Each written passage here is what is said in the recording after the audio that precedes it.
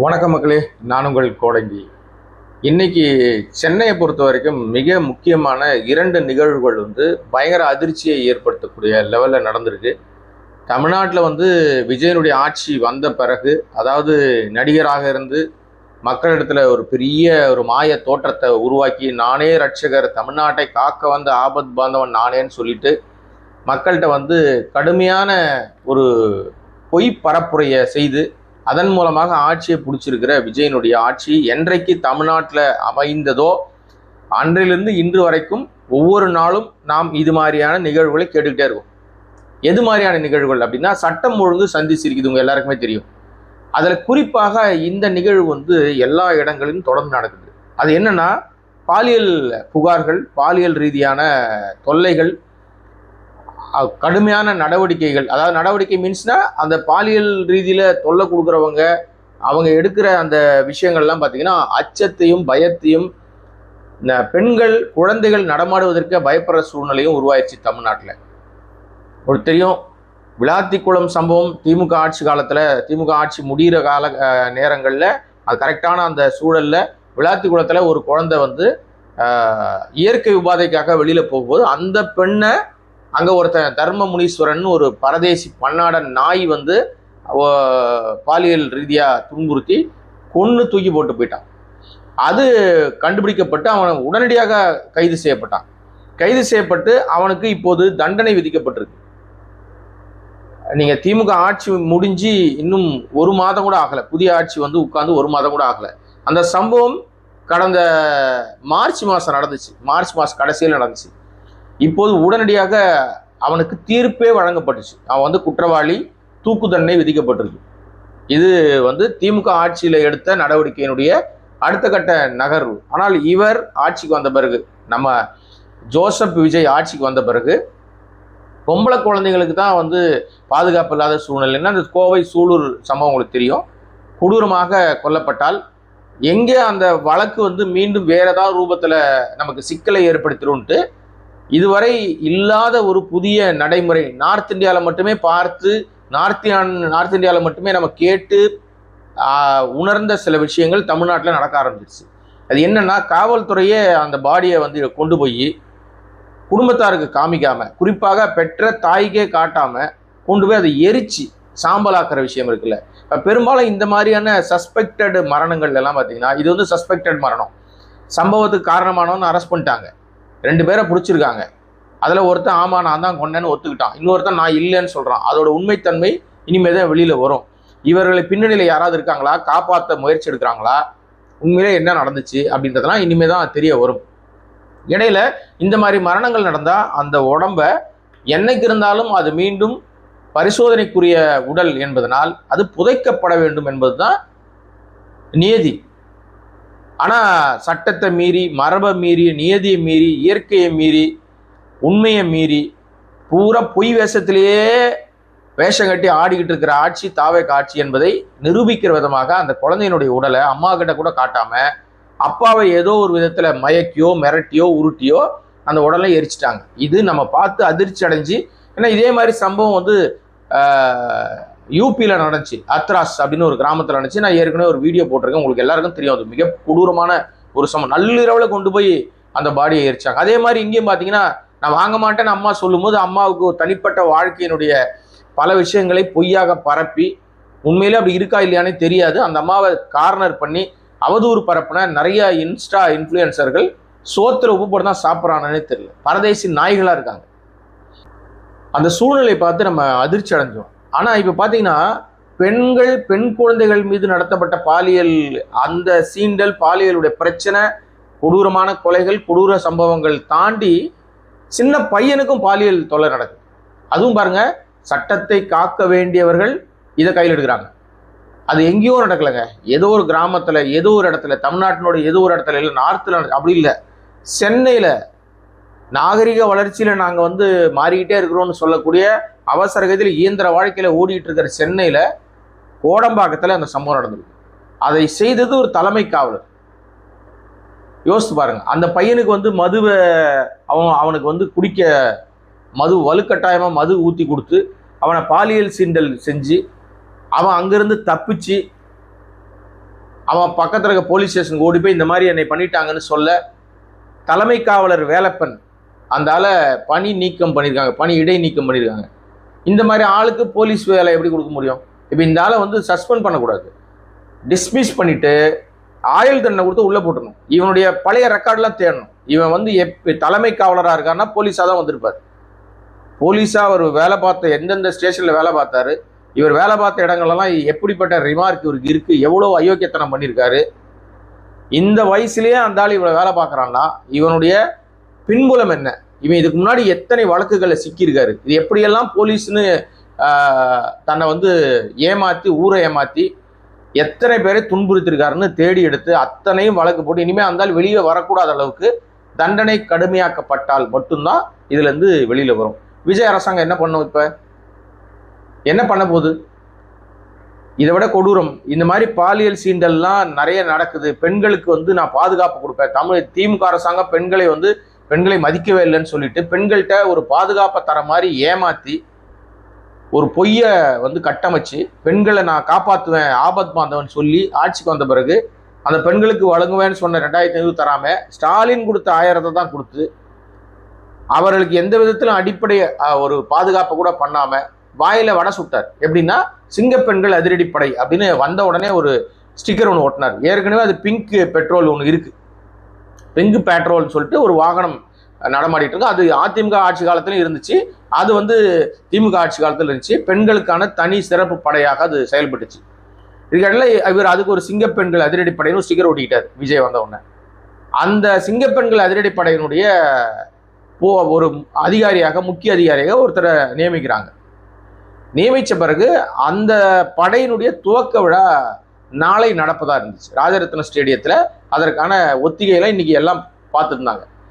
அவங்களுக்கு சிறப்பு சீருடை இந்த சினிமாலெல்லாம் காட்டுவாங்கல்ல, இதை நீங்கள் ஃபாரின் போலீஸார், வெளிநாட்டு காவல்துறை அதிகாரிகள் மாதிரி இங்கே வந்து கேமரா, இங்கே இதெல்லாம் மைக்கு போட்டு பயங்கரமாக இன் பண்ணிட்டு ஒரு மாதிரி ஒரு ஹாலிவுட் லெவலில் சினிமா போலீஸ் மாதிரி செட் பண்ணி அவங்களுக்கு ஒரு நீல நிற உடை, போலீஸ்னா காக்கி ட்ரெஸ் தானே பார்த்துருப்பீங்க, அவங்களுக்கு தனியாக சிங்கப்பெண்கள் அதிரடிப்படைனா ப்ளூ கலரில் இருப்பாங்க அவங்க அப்படின்னு அவங்களுக்கு ஒரு உடையெல்லாம் போட்டு இந்த மாதிரி நிறைய விஷயங்கள்லாம் உருட்டி எடுத்து இந்த தொடக்க விழாவை நாளை செய்வதாக இருந்தது. நாளைக்கு ஏதோ ஒரு வந்து இந்த ஜோசியம் பார்ப்பார்ல, நாளைக்கு முகூர்த்த நாள், நாளைக்கு ஏதோ ஒரு முக்கியமான நல்ல நாள். அதனால் பத்திரப்பதிவு அலுவலகங்களையும் எக்ஸ்ட்ரா டோக்கன் கொடுக்க சொல்லியிருக்காங்க. அதனால் அந்த நாளை ஒரு சூஸ் பண்ணி ஜோசியர் எழுதி கொடுத்துருவார் போல, இன்றைக்கி நீங்கள் போய் பண்ணலாம் அப்படின்னு அறிவிப்பதற்கான தொடக்க விழாவுக்கான எல்லா முன்னேற்பாடுகளும் பண்ணிகிட்டு இருக்கு. திடீர்னு பார்த்தா நேற்று இரவு அந்த திட்டம் கைவிடப்பட்டதாக அறிவிக்கப்படுது.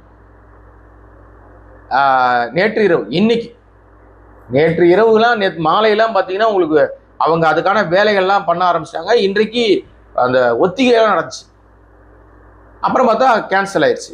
ஏன்டா கேன்சல் அப்படின்னா நிர்வாக காரணங்களுக்காக நாங்கள் ரத்து பண்ணிட்டோன்னு சொல்லியிருக்காங்க. விஜய் பொறுத்த வரைக்கும் உங்களுக்கு நல்லா தெரியும், ரத்து பண்ணுறது அவர் மன்னர், மிஞ்ச முடியாது. ஏன்னா பிரச்சாரத்துக்கு தேதி வாங்குவார், இடம் ஒதுக்கீடு வாங்குவார், நேரம் வாங்குவார், எல்லாம் பண்ணுவார். ஆனால் பிரச்சாரத்தை ரத்து பண்ணுவார். கேட்டால் பழிய திமுக மேலே போடுவார். திமுக அரசாங்கம் என்னை வந்து வேலை செய்ய விடாமல் தடுக்கிறாங்கன்னு தேர்தல் கமிஷன் வந்து அப்போ அதிகாரத்தில் இருக்கும் போதே நடைமுறை தேர்தல் அறிவித்தாலே தேர்தல் கமிஷன் கட்டுப்பாட்டில் போயிடும். மாநில நிர்வாகம் முழுக்குமே அவங்க தான் அதிகாரத்தில் இருப்பாங்க, அவங்க தான் எல்லாத்துக்கும் நேரம் கொடுப்பாங்க. அப்படி நேரம் கொடுக்கும்போதும் திமுக அரசு மேல் பழி போட்டவர் இப்போ ஏன் சிங்கப்பெண்கள் அதிரடிப்படைய விழாவை தொடக்க விழாவை ரத்து பண்ணார்னா, நாம விசாரித்த வகையில் என்ன நமக்கு கிடைக்குது தகவல்னா, விஜய் கடும் அப்செட்டில் இருக்காரு. விஜய் வந்து மன உளைச்சலில் இருக்கிறார். ஏன்னா அவர் டெல்லி போயிட்டு திரும்பியிருக்காரு, இன்னைக்கு தான் திரும்பியிருக்காரு. நம்ம ஏற்கனவே நிறைய டெல்லி விசிட் பற்றி போட்டிருக்கோம். டெல்லியில் அவருக்கு எதிர்பார்த்த நிகழ்வுகள் எதுவும் நடக்கவே இல்லை. அவர் நினைச்சது ஒன்று, இவர் போன உடனே அப்படியே பயங்கரமாக அவருக்கு ஆரத்தி எடுத்து எல்லாரும் வரவேற்று இவர் பயங்கரமாக இவரை தேடி வந்து பார்ப்பாங்க. ஏன்னா இவருக்கு வந்து யாரையும் இவர் போய் பார்த்து பழக்கம் இல்லை. அவன் 40 பேர் செத்த பிறகு கூட செத்தவன் குடும்பத்தை வந்து இவர் தான் தேடி வந்து ஆறுதல் வாங்கிட்டு போனாங்க. ஏன்னா ஒரு ரட்சகர், கர்த்தர், காப்பாற்றுறவர். அதனால் இவரை தேடி போய் தான் எல்லாரும் பார்க்கணும். பட் நாம என்னங்க வீடு வீடாக போய் எல்லாரையும் பார்க்குறதா இருக்குது, அசிங்கமாக இருக்குது எனக்கு, என்னுடைய இதுலேயே அகராதியில் அது இல்லையே அப்படின்னு இவர் நினச்சிக்கிட்டு இருக்காரு. அந்த அடிப்படையில் அங்கே டெல்லியில் வந்து அவருக்கு பெரிய உரிய மரியாதை இல்லை, பெருசாக அவருக்கு எதிர்பார்த்து போன எதுவும் நடக்கலை. இன்னொரு விஷயம், பாஜக மோடியை மீட் பண்ண உடனே 10 நிமிடங்கள் பேச்சில் பெருசாக ஒன்றும் பேச வாய்ப்பு இல்லை, அவ்வளோதான் அது நேரம் ஒதுக்குறாரு. ஆனால் ரைவலா இருக்கிற காங்கிரஸ் முதல்வர் சதீஷன் கேரளம், அவர் 40 நிமிஷம் பேசியிருக்காரு. நிர்மலா சீதாராமனை மீட் பண்றாரு, அமித்ஷாவை மீட் பண்றாரு. அதை விட கொடூரம் விடுங்க, நிர்மலா சீதாராமனை மீட் பண்ணது கூட விஷயம் இல்லைங்க. உள்துறை அமைச்சர் அமித்ஷாவை கேரள முதல்வர் மீட் பண்றாரு. எந்த நேரத்தில் மீட் பண்றாருன்னா, விஜய்க்கு நேரம் ஒதுக்கப்பட்டதாக ஒரு தகவல் வச்சு, அது உண்மை இல்லையா, அது பொய்யா, நேரமே கேட்கல, கேட்ட நேரத்தை அவங்க கொடுக்கவும் இல்லை. கொடுத்தா அந்த நேரத்தில் அமித்ஷா மீட் பண்ணியிருப்பார். அந்த நேரத்தில் கேரள முதல்வர் அங்கே மீட் பண்ணியிருக்காரு. கேரள முதல்வரை 40 நிமிடங்கள் பேசியிருக்கார் கேரள முதல்வர்கிட்ட அமித்ஷா. இத்தனைக்கும் கேரள முதல்வர் காங்கிரஸ்கார், அமித்ஷா பிஜேபி. ரெண்டும் எப்படியாவது காங்கிரஸை இந்தியா முழுமைக்கு ஒழிச்சு கட்டணும்னு முடிவில் இருக்கிற பாஜக காங்கிரஸ் முதல்வர் கூப்பிட்டு 40 நிமிஷம் பேச வேண்டிய அவசியம் என்ன? இவரை சந்திக்கவே இல்லையே. ஏன்னா விஜய் அவர்கள் முதலமைச்சராக ரசிக்கவில்லை அப்படிதான் நமக்கு தெரியுது. எல்லாரும் ஆர்எஸ்எஸ் குழந்தைவர் அப்படின்றாங்கல்ல, ஆர்எஸ்எஸ் குழந்தைலாம் கிடையாது. ஏன்னா ஆர்எஸ்எஸ் குழந்தைன்னு சொன்னது வந்து நம்ம யாருன்னா திருமாவளவன். இப்ப திருமாவளவன் ஆர்எஸ்எஸோட பேர புள்ளன்ட்டார். சொன்னது யார் தெரியுமா? நம்ம பொன்னார், பாஜகவுடைய முக்கிய தலைவர்கள் ஒருத்தராக இருக்கிற பொன் ராதாகிருஷ்ணன் ஒரு கருத்தை வெளியிட்டிருக்காரு. என்ன சொல்லியிருக்காருன்னா, திருமா தான் சொல்லுவாரு விஜய் வந்து ஆர்எஸ்எஸ் குழந்தைன்னு சொல்லுவாரு. இப்போ அந்த ஆர்எஸ்எஸ் குழந்தைக்கு முட்டு கொடுத்துருக்காரு, அந்த ஆட்சி நிற்பதற்கு நாற்காலியை பிடிச்சி தூங்கிட்டு இருக்காரு. அப்ப அந்த அடிப்படையில் அவர் இப்போது ஆர்எஸ்எஸ் குழந்தைய தத்தெடுத்திருக்கிறதுனால அவர் ஆர்எஸ்எஸோட பேரப்புள்ளியா இருப்பாரோன்னு எங்களுக்கு சந்தேகமா இருக்கு அப்படின்னு சொல்வது ஒரு ஆர்எஸ்எஸ் காரர். செமையா இருக்குல்ல, இன்ட்ரெஸ்டிங்கா இருக்குல்ல. ஏன்னா பொன் ராதாகிருஷ்ணன் வந்து தீவிரமான ஆர்எஸ்எஸ் காரர், அவர் தான் இந்த கருத்தை சொல்றார். இப்போ அங்க நீங்க வந்து டெல்லியில இவருடைய செல்ஃப் எதுவும் எடுக்கல. இவர் ஏன்னா அதிகாரிகளை கூட்டு போல, ஜோசியர் அவர் இவரெல்லாம் கூட்டு போய் அங்கே ஒன்றும் செல்ஃப் எடுக்காததுனால திட்டமிட்ட நேரத்துக்கு முன்பாகவே பயண திட்டத்தை மாற்றிட்டு வந்துட்டார். ஆனால் அங்கே ஏன் அவர் பண்ணலைன்றதுக்கு ஒரு விளக்கம்லாம் கொடுத்தாங்க நிறைய பேர். அவர் எம்பி சொன்னார், இல்லை அடுத்த முறை அவர் வரும்போது அவர் கண்டிப்பாக ராகுல் காந்தி மீட் பண்ணுவார், அடுத்த முறை வரும்போது அவரை பார்ப்பாரு, சோனியா காந்தியை பார்ப்பாரு, மற்றவர்களையும் பார்ப்பாரு, அமித்ஷாவை கண்டிப்பாக மீட் பண்ணுவாரெல்லாம் பேசுகிறாங்க இல்லையா. அமித்ஷா திட்டமிட்டே விஜயை சந்திப்பதை தவிர்த்திருக்கிறார், வெளிப்படையாக தெரிஞ்சிருச்சு. எதிர்கட்சியா இருக்கிற ரைவல் பார்ட்டியா இருக்கிற காங்கிரஸ் முதலமைச்சரை கூப்பிட்டு 40 நிமிஷம் பேசுறவர் ஒரு 10 நிமிஷம் 5 நிமிஷம் டைம் கொடுத்து மீட் பண்ணிருக்கலாமே. இதான் விஜயோட லட்சணம். விஜய்க்கு அவ்வளவுதான் மரியாதை டெல்லியில. இனிமேல் டெல்லிக்கு அவர் போவாரானா சந்தேகம் தான் எனக்கு. இப்ப எல்லாம் சொல்றாங்க மறுபடியும் அவர் 11ஆம் தேதி போவாரு, 18ஆம் தேதி போவாரு, ஜூன் மாசம் நிதி ஆயோக் கூட்டம் இருக்கு, அப்ப கண்டிப்பாக மாநில முதல்வர் கலந்துப்பாங்கன்னா கண்டிப்பா விஜய் போவதற்கு வாய்ப்புகள் ரொம்ப ரொம்ப குறைச்சல். யாராவது ஒரு அமைச்சர் அனுப்பி விடுவார், போப்பா நீ அப்படின்னு. அதிகபட்சம் போனால் ஆதவ் போக வாய்ப்பு இருக்கு, இல்லைன்னா அருண்ராஜ் போவார். இந்த 2 பேர்ல யாரோ ஒருத்தர் போவாங்க. ஏன்னா மற்றவர்களுக்கெல்லாம் அங்கே போய் நிதி ஆயோக்கில் என்ன பேசுவாங்க, அவங்க அவ்வளோ விவரம்லாம் கிடையாது. ஏன்னா இந்த அமைச்சர்கள் வந்து செய்யறது பூரா கேலி கூத்தாவே இருக்கு. நான் நேற்றுக்கு சொன்னேன், இந்த மாதிரி வந்து துணை சபாநாயகர் போய் சரக்கு கடையில் ஆய்வு நடத்தினார். இது வரைக்கும் நமக்கு தெரிஞ்சு எந்த சபாநாயகரும் அந்த மாதிரி போய் சரக்கு கடையில் போய் ஆய்வு நடத்துனது இல்லை. ஆய்வுக்கே அவங்க போக மாட்டாங்க, முதல்ல அவங்களுக்கு அது வேலையே கிடையாது. சரக்குன்னு உடனே ஒரு முக்கியமான விஷயம் ஞாபகத்துக்கு வருது. ஒரு போட்டோ ஒன்று பார்த்தேன், சேலத்துல பயங்கரமா அப்படியே மக்கள் வரிசையில நிக்கிறாங்க, பயங்கர கியூ நிக்குது. என்னடா இவ்வளவு கூட்டம் நிக்கிறாங்க, ஓட்டுக்கிட்டு போறோம், எலெக்ஷன் நடக்குதோ அங்க இடைத்தேர்தலோ அப்படின்னு சும்மா அப்படி யோசித்து பார்த்தேன். இல்ல வேற ஏதாவது அங்க என்ன பயங்கரமா ஏதோ கூட்டம் இருக்கு, ஏதோ இலவசங்கள் ஏதாவது கொடுக்குறாங்களா அப்படின்னு பார்த்தா அதெல்லாம் கிடையாது. சேலத்துல டாஸ்மாக் ஸ்ட்ரைக்கு. டாஸ்மாக் ஸ்ட்ரைக்குன்றதுனால அங்க கிட்டத்தட்ட வந்து 170 கடையே நம்ம இருக்கு, 72 கடையே நம்ம இருக்கு. அந்த கடைகள் வந்து டோட்டலா அடைச்சிட்டாங்க. எங்களுக்கு பணி நிரந்தரம் கொடு, நீங்க வந்து இந்த மாதிரி 717 கடையில அங்கேயும் நிறைய கடைகள் போகும் இல்லையா, அந்த அடிப்படையில் அந்த கடையை வேலை பார்த்தவனுக்குலாம் எங்களுக்கு வாழ்வாதாரம் போயிடுச்சு அப்படின்னு பல்வேறு அவங்களுடைய கோரிக்கைகளை வச்சு சேலத்துல டாஸ்மாக்லாம் அடைக்கப்பட்டிருக்கு. அதே மாதிரி ஈரோட்லையும் அது மாதிரி ஏதோ ஒரு விஷயம், அங்கேயும் வந்து கடைகள்லாம் பெரும்பகுதி பிரச்சனை. தமிழ்நாடு முழுக்க 4000 கடை இருக்கு டாஸ்மாக் கடை.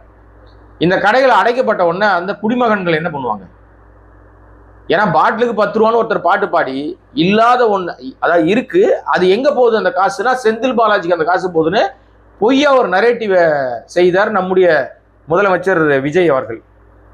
ஆனா ஆக்சுவலா அது அப்படி இல்லை, அவருக்கு போலன்றதை அவர் அமைச்சரே அவர் வாயாலே சொல்லிட்டார். இல்லைங்க அந்த 10 ரூபான்ற நிர்வாக பொருள் காசுக்காக வாங்குறாங்க, எடுத்தங்கவுத்தெல்லாம் நம்ம க்ளோஸ் பண்ண முடியாது, இது சினிமா கிடையாதுங்க அப்படின்னு முதலமைச்சர் விஜயே அசிங்கப்படுத்திட்டாப்புல. விக்னேஷன், அவர் தான் அந்த மதுவிலக்குத்துறையோட அமைச்சர். இப்போ இந்த கூட்டம் நின்றுச்சு இல்ல, இது எதுக்கு இந்த கூட்டம் சேலத்தில் அவ்வளோ கூட்டம் நின்றுச்சுன்னா, அங்கே அரசு டாஸ்மாக் கடைகள் மூடப்பட்டிருக்கு, சரக்கு கடையெல்லாம். தனியார் மணமகிழ் மன்றங்களும் தனியார் பார்களும் திறந்துருக்கு. இங்கே 10 ரூபா பாட்டிலுக்கு வாங்குறதுக்கு பெரிய பாட்டுலாம் பாடி பயங்கரமான சீனெல்லாம் போட்டார் இல்லையா.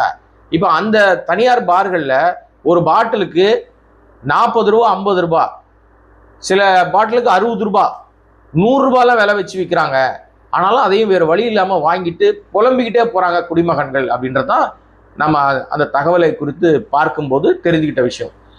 இதுதான் மாற்றமா மிஸ்டர் விஜய் அவர்களே? என்ன மாற்றம்? குடிமகன்களில் பிரச்சனை மாற்றம். ஆனால் உங்கள் அமைச்சர்கள்லாம் வந்து வித்தியாசமான ஆய்வுகளில் நடத்தி அவங்க தனி ராஜ்யம் நடத்திட்டு இருக்காங்க. நீங்கள் கோட் சூட் போட்டிங்கன்னொடனே அந்த தொழில்துறை அமைச்சர் கீர்த்தனான்னு ஒருத்தவங்க, சின்ன பொண்ணு தான் ஆக்சுவலாக, மந்திரி ஆயிட்டாங்க, அவ்வளோதான். மந்திரின்றதுனால ஒரு மரியாதை நம்ம வைக்கிறோம், இல்லைன்னா அவங்களுக்குலாம் மரியாதை கொடுக்க வேண்டிய அவசியம் இல்லை. ஆக்சுவலாக அந்த அந்த பதவிக்கு மரியாதை, அவ்வளோதான். அவங்க ஒரு மந்திரி. அவங்க வந்து பார்த்தீங்கன்னா வெளிநாடுகள்லாம் இருப்பாங்கல்ல அமைச்சர்கள்லாம், அந்த மாதிரி பயங்கரமாக கோட்லாம் போட்டு ஒரு மாதிரி வேற லெவலில் உட்காந்துட்டு தொழில்துறையை ஈர்ப்பதற்கான ரீல்ஸ் போடுறாங்க. உருப்படியாக ஏதாவது சொல்லி கொடுக்குறீங்களா? உங்கள் அமைச்சர்களுக்கு உருப்படியாக ஏதாவது சொல்லிக் கொடுங்க. இந்த ரீல்ஸ் போடுறதுனால எந்த இவங்களும் வந்துட மாட்டாங்க. தொழில்துறை ஈர்ப்பதற்கு அதுக்கு நிறைய மெனக்கடணும், பல நாடுகளில் சுற்றணும், பல தொழில் நிறுவனங்களை கூப்பிடணும். இங்கே தான் விட்டுனே இருக்கீங்க எல்லாம். நம்மகிட்ட இருக்கிறதெல்லாம் ஆந்திராவுக்கு போகுது, நம்மகிட்ட இருக்கிறதெல்லாம் கேரளாவுக்கு போகுது, கர்நாடகாவுக்கு போகுது, என்ஃபீல்டு நிறுவனம் வேற மாநிலம் போகுது, விமான உதிரிபாகங்கள் போர் விமான உதிரிபாகங்கள் தயாரிக்கிற கம்பெனி ஆந்திராவுக்கு போகுது. அதை போய் நீங்கள் திருப்பி இங்கே பண்ணுங்கன்னு கேட்டு என்ன பிரயோஜனம்? ரீல்ஸ் போடுறதுல மண்ணியா இருக்குது அந்த அமைச்சர். அப்புறம் பஸ் பஞ்சாயத்து ஹைலைட்டுங்க. அவர் அந்த கோட்டில் டிராஃபிக் போலீஸாக நடிச்சிருப்பார், சார்ஜென்ட்டாக நடிச்சிருப்பார் இந்த அமைச்சர், போக்குவரத்துறை அமைச்சர். அவர் இன்னைக்கு என்ன பண்ணியிருக்காருன்னா கூத்து பண்ணியிருக்காரு. கிளாம்பாக்கத்தில் ரிசர்வ் பண்ண பஸ் வரல, டைமுக்கு வரல, அன்ரிசர்வ்டு ஆட்கள் நிறைய பேர் நிற்கிறாங்க. தெர்மாக்கோல் அமைச்சர்னு அதிமுகவில் நம்ம செல்லூர் ராஜை கிண்டல் அடிப்பாங்கல்ல, அதை விட பயங்கரமான வேலை பார்த்து வச்சிருக்காரு இவர். என்ன பார்த்து வச்சிருக்காருன்னா, பஸ் வந்திருக்கு, இந்த கூட்டம் பெருசா இருக்கு, அன்ரிசர்வ்ட் ஆட்களை எல்லாத்தையும் ரிசர்வ் பண்ண ஆட்களை நிப்பாட்டிட்டு அன்ரிசர்வ் ஆட்களை ஏற்றி அனுப்பியிருக்காரு. அதை மிகப்பெரிய சாதனையா சொல்றாரு. அன்ரிசர்வ் ஆட்களெல்லாம் ஏற்றி அனுப்பிட்டாங்க, ரிசர்வ் ஆட்களெல்லாம் நிறுத்திட்டாங்க. உலகத்திலே இப்படி ஒரு அமைச்சருடைய விளக்கத்தை யாராலையும் சொல்லவே முடியாதுங்க. அந்த இடத்துல ஒரு பையன் கேட்குறான், ஒரு வாலிபர், அவர் கேட்குறார், பஸ் ஏன் வரல, என்ன பிரச்சனை அப்படின்னு கேட்குறாரு. இல்லை சார் பஸ் வந்துடும் சார், இது சொல்லியிருக்கோம் சார், அது அதுதானே ஒரு அமைச்சரோட வேலை. தாமதத்துக்கு காரணம் சொல்றது தான் அமைச்சரோட வேலை. ஆனால் அவர்கிட்ட சொல்றார், தம்பி என்ன தம்பி நீ சாப்பிட்டுட்ட தம்பி, நான் சாப்பிடவே இல்லை தம்பி, நீ நல்லா சாப்பிட்டுருக்க தம்பி அப்படின்னு அவனை சமாதானப்படுத்துறாராம். என்னங்க அமைச்சர் பார்க்குற வேலையாங்க இது? விட்டா அவனை கூட்டு போய் ஹோட்டலில் உட்கார வச்சு, தம்பி எனக்கு 2 இட்லி வாங்கி கொடு, பசிக்குது எனக்கு, நான் சாப்பிடவே இல்லை, உன் கையால் 2 இட்லி வாங்கி கொடுன்னு சாப்பிடுவார் போல இருக்கு. அசிங்கமா இல்லை? இதுதான் அமைச்சரா நீங்க பார்க்குற லட்சணமா? What mister CM sir, what sir, இது சரியா சார்? இதை விட கொடூரம் அடுத்தது. இப்படியே நம்ம ஒரு அமைச்சர்களையா சொல்லிட்டு போகலாம். இந்த ஆட்சி நிர்வாகம் இந்த லட்சணத்தில் இருக்கு. இந்த வீடியோ முடிக்கிறதுக்கு முன்னாடி கொடூரமான ஒரு சம்பவம் சென்னையில் அரங்கேறி இருக்கு. நான் 2 சம்பவம் சொன்னேன். ஒன்று, சின்ன குட்டி பையனுக்கு பெரும் பிரச்சனை, பாலியல் ரீதியான பிரச்சனை, தலைமை காவலர் சஸ்பெண்டு, அந்த பையனை வந்து மருத்துவ சிகிச்சைக்கு அனுப்பிச்சிருக்காங்க. ஒரு மூதாட்டி 61 வயசு பாட்டி வேளச்சேரியில் பார்க்கில் வாக்கிங் போகிறாங்க. அவங்க பாட்டி 61 வயசு, சரக்கு போதையில் போன 5 பேர் அந்த அந்த பாட்டியை, வயதான பெண்மணியை பாலியல் துன்புறுத்தல் பண்ணி என்ன பண்ணி தொலைச்சானுங்கன்னு தெரியல. அந்த அம்மா ரத்த வெள்ளத்தில் கதறி விழுந்த பார்க்கிங்கில், அந்த பார்க்கில் வாக்கிங் போனவங்க கத்தி ஓடி வந்து, இந்த அம்மாவோட சத்தம் கேட்டு ஓடி வந்து அதுக்குள்ளே ஓடி போயிட்டானுங்க. அவங்கள மீட்டு ஆஸ்பத்திரியில் சேர்த்துருக்காங்க, அவர்களுக்கு சிகிச்சை அளிக்கப்படுது. அதில் நாங்கள் நவீன கருவிகளை பயன்படுத்தி 2 பேரை பிடிச்சாங்க, மிச்சம் 3 பேரை தேடிட்டு இருக்கான் போலீஸ். சட்டம் ஒழுங்கு சந்தி சிரிக்குதே. வாட் மிஸ்டர் சிஎம் சார், இதுக்கு என்ன சார் பதில் சொல்ல போறீங்க? இதுக்கு தான் சார் சிங்கப்பெண்கள் அதிரடிப்படைன்னு ஆரம்பிக்கிறதுக்கு இருந்தீங்க சார். ஏன் சார் அதை நீங்கள் வந்து ஆரம்பிக்காமல் ரத்து பண்ணியிருக்கீங்க? அது எப்போ சார் ஆரம்பிப்பீங்க? உங்களுக்கு இது எப்போ சார் கவனத்தில் வரும்? தமிழ்நாட்டினுடைய பெண்கள் பாதுகாப்பு மேலே உங்களுக்கு அக்கறை இருந்தால் இந்த மாதிரி தொடர் பிரச்சனைகளுக்கு எப்போதான் சார் முடிவு வரும் அப்படின்னு பல கேள்விகள் நமக்கு கேட்க தோணுது. இதுக்கிடையில வந்து நம்ம எடப்பாடி அவர் சொன்ன ஒரு விஷயம் என்னன்னா, coat suit photo shoot model அரசு. ஏற்கனவே இந்த தாவேக அரசுக்கு சோபா மாடல் அரசுன்னு எதிர்கட்சி தலைவர் ஒரு பட்டம் கொடுத்துருக்காரு, ரீல்ஸ் அரசுன்னு கொடுத்துட்டாரு. இது மாதிரி இதெல்லாம் இந்த அரசுகள் எல்லாம் பயங்கரம். அப்புறம் வந்து இது தூய அரசு இல்லை, துயர அரசு அப்படின்னு சொல்லியிருக்காரு. தூய சக்தி இல்லை, இது மாய சக்தின்னு நம்ம அடிக்கடி சொல்லுவோம். ஏன்னா அவர் எங்கே இருக்காருன்னு கண்டுபிடிக்க முடியாது. அந்த மாதிரி டக்குன்னு ஸ்டாப் பிளாக் மாதிரி காணா போயிடுவாங்க. இப்போ அந்த வரிசையில் நம்ம இவர் வந்து யாருன்னா எடப்பாடி பழனிசாமி அவர்கள் coat suit photo shoot model ஆட்சி அப்படின்னு சொல்லி விஜய் ஆட்சிக்கு ஒரு பேர் ஒன்று கொடுத்துருக்காரு. இப்படி பட்டப்பெயர்கள் வாங்குவதற்கு தான் நீங்கள் ஆட்சிக்கு வந்திருக்கீங்களா? எப்போ நிர்வாகத்தை ஒழுங்காக நடத்துவீங்க? மக்களுக்கு எப்போ நல்லது பண்ணுவீங்க? உண்மையிலேயே மக்களுக்கு நல்லது பண்ணுற திட்டம் இருக்கா? வெறும் வாயிலே வாய்ச்சவடால் விட்டுக்கிட்டு இப்படியே உட்கார்ந்துட்டு இருப்பீங்களா? ஒரு அமைச்சரும் உருப்படியாக வேலை செய்யலை. எல்லா அமைச்சரும் ரீல்ஸ் எடுத்துக்கிட்டு தான் தெரியுறாங்க. இந்த கல்குவாரிகளை ஆய்வு பண்ண போறேன்னு இந்த பிரபுன்னு ஒரு ரீல்ஸ் பார்ட்டி, அது ரீல்ஸ் தான், ரீல்ஸை தவிர வேற எதுவும் தெரியாது. அவர் போய் ட்ரோன்லாம் எடுத்துட்டு போய் ஆய்வு நடத்துறாரு. இது வரைக்கும் எந்த அமைச்சரும் அப்படி ட்ரோன் எடுத்துட்டு போய் ஆய்வு நடத்த பார்த்ததே கிடையாது. கேட்டால் கல்குவாரிகள்லாம் நாங்கள் மூடுவதற்கு போறோம், பார் இதான் நடந்தது அது நடந்ததுன்றாரு. சட்டப்படி என்ன எடுத்திருக்கீங்கன்னு வெளியில இது வரைக்கும் வரல. ஆமா, நம்ம சிஎம் சார், எஸ் சார், இப்பதான் ஞாபகம் வரும் சார், நீங்க அந்த வெள்ளை அறிக்கைன்னு சொன்னீங்களே சார், அந்த ஒயிட் ரிப்போர்ட் அது எப்போ சார் வரும்? என்ன சொல்ல போறீங்க சார்? அதுல நீங்க டெல்லிக்கு போய் ஏமாந்து போய் வந்தீங்களே அதை சொல்லுவீங்களா? தமிழ்நாட்டின் நிதி நிலைமை தெரிஞ்சுக்கிட்டே அள்ளி கொடுக்கறதுன்னு சொல்லி அள்ளி விட்டீங்களா, அதெல்லாம் சொல்லுவீங்களா? எப்போ இதெல்லாம் நீங்க சொன்ன வாக்குறுதியை நிறைவேற்றுவீங்க? விவசாயிகளை ஏமாத்தின விஷயத்துல எப்போ உண்மை சொல்லுவீங்க? முழு தள்ளுபடின்னு சொல்லிட்டு மூக்கல மோந்துகிற அளவுக்கு நீங்க ஒரு விஷயத்த பண்ணிருக்கீங்களே, இதெல்லாம் எப்போ செய்வீங்க, எப்போ சொல்லுவீங்க அப்படின்னு நாட்டு மக்கள் எதிர்பார்க்கறாங்க. நானும் அவர்கள் ஒருவன் தானே, அப்ப நானும் எதிர்பார்க்கிறேன். இந்த கேள்விகளுக்கெல்லாம் விடை தெரியுமான்னு நமக்கு தெரியல. மீண்டும் பல விஷயங்கள் இருக்கு பேசுவதற்கு. இதோட இந்த வீடியோ முடிச்சுட்டு அடுத்த வீடியோக்கு நான் போறேன். அதுவரை கோடங்கி வாய்ஸ் சேனலை சப்ஸ்கிரைப் பண்ணாம பார்த்துட்டு இருக்க அன்பு நண்பர்களே, உங்கள் ஆதரவினால் மட்டுமே இந்த சேனல் நடத்தப்படுகிறது. மீண்டும் சந்திக்கிறேன். நன்றி, வணக்கம்.